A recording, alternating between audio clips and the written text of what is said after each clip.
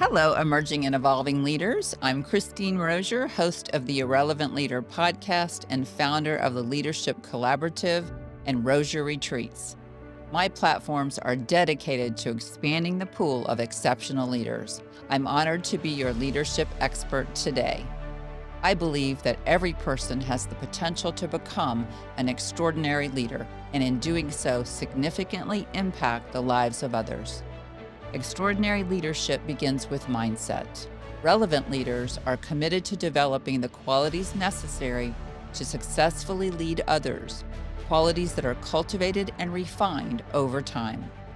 Throughout the Irrelevant Leader podcast series, some of the world's most relevant leaders and I examine the behaviors and characteristics of irrelevant leaders. Tune in as we dig deep into identifying what goes wrong when a leader moves down the path from powerful leadership to ineffectual leadership.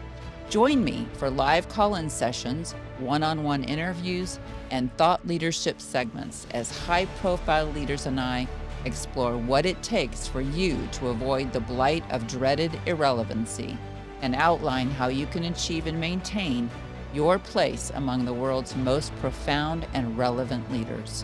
Thank you again for listening. Let's get to today's episode. Welcome. Today, I would like to explore the importance of acceptance as a quality of effective leadership.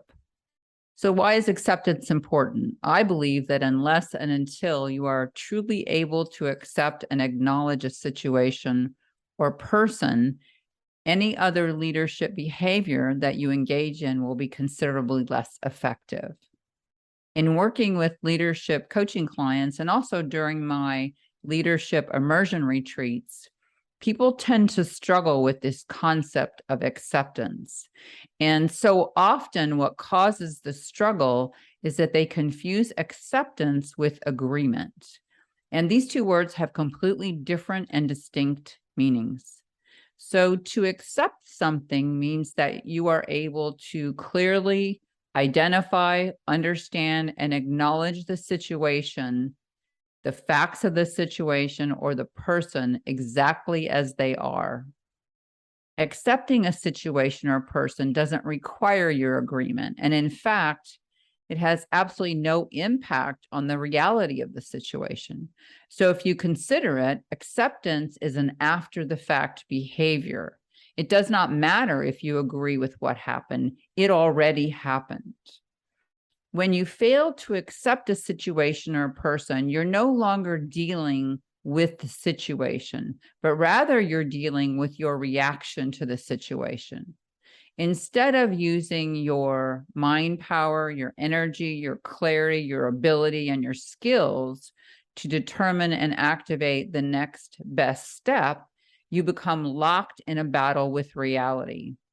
I feel confident in telling you reality always wins. In working with clients, this is often where I see them getting stuck. When they begin to use the language like, this shouldn't have happened, or I can't believe this happened, I know they are at least temporarily caught up in the battle with reality. Think about this. What is the benefit to yourself and others or the situation to deny that something happened? It already happened. I'm not suggesting that you not have feelings and related emotions about a situation or a person. In fact, not acknowledging how you feel can also render you unable to accept the reality of a situation or a person.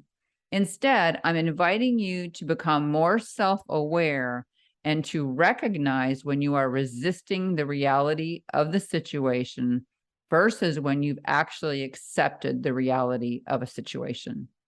Another clear indication that people are caught in resistance versus acceptance is complaining. And while on the outside, there appear to be numerous causes of complaining, at the foundation, the cause stems from a lack of acceptance. When you find yourself engaged or wanting to engage in complaining, ask yourself these questions. What is the true purpose of my complaining? What is it that I hope to achieve through this complaint? Has complaining offered a solution in the past?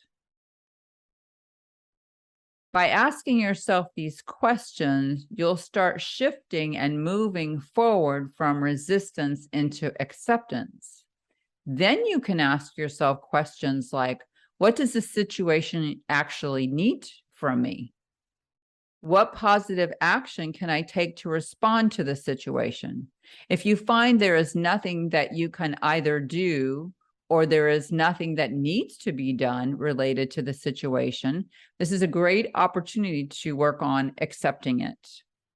If you find there are steps that can be taken to address any damage or minimize the situation occurring again, then by all means take those steps, but do so out of a place of empowered decision-making or acceptance, not out of a place of complaining or resistance. Think of a recent situation when you were triggered by some set of circumstances. Reflect back and see if you are able to identify how your resistance created an obstacle to you moving forward and an obstacle to you actually dealing with the facts of the situation. In simple terms, we could say that resistance keeps you in the problem or the unwanted, while acceptance moves you forward into considering possible solutions. People blow up for many reasons. However, I assert that the vast majority of time, they blow up because they have an inability to accept. And that inability to accept continues to energize the problem. Energizing the problem feeds the inability to accept, and round they go. Decisiveness is an important characteristic of leadership. But in order to be extraordinary as a leader, the decisiveness must be based upon the reality of the situation as it stands, rather than decisions being made as a reaction to an inability to accept a situation. Notice when you are using terms like some of the ones I described earlier, this shouldn't have happened, I can't believe it's happening. Also notice your propensity to complain. Sometimes your unwillingness to accept is that you are confusing acceptance with agreement. Remind yourself that they are not related, and if the situation has already occurred, your agreement or disagreement about the situation will not alter the events. Think about a leader you truly admire and consider how you would perceive them if they engaged in complaining as a frequent practice. Just a reminder that you are not observing your resistance, language, and behavior to self-criticize. Instead, you are observing as a way to move forward from your habitual way of being into developing the qualities you want to exhibit in your role as an exceptional leader. This week, practice noticing and identifying the difference between your resisting and accepting. Remind yourself accepting is not agreeing. Instead, it's gaining a clear understanding of the facts related to the situation. Thank you. Thank you for joining me, Christine Rozier, and the Irrelevant Leader podcast series. Remember this, you are more extraordinary and capable than you think. To become the leader you aspire to be, you need the right tools and support to assist you in developing and maintaining the characteristics found in great and relevant leaders. That's why I host the Irrelevant Leader podcast, direct the year-long leadership collaborative, and Rozier Leadership Retreats. Visit the website at christinerozier.com, that's spelled R-O-S-I-E-R, to learn more. Check out the podcast page for upcoming live events and interviews with amazing, relevant leaders. If you're not already on the mailing list, then please sign up to join me in this powerful network of exceptional leaders.